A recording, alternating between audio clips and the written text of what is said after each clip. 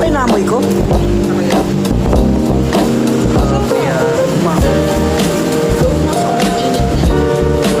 Bitag yan eh. Ayan.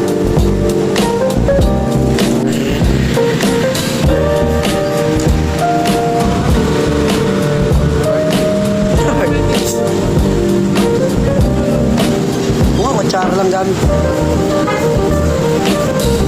Evening. Ayan o. Dito muna kami. Ayan sila o. Dalawa. Kain ng kain. Sige. Sila kumain. Kumain sila ng ano dyan eh. Lagi kang laman ng isip ko, laman ng bawat panaginip ko. Ikaw lang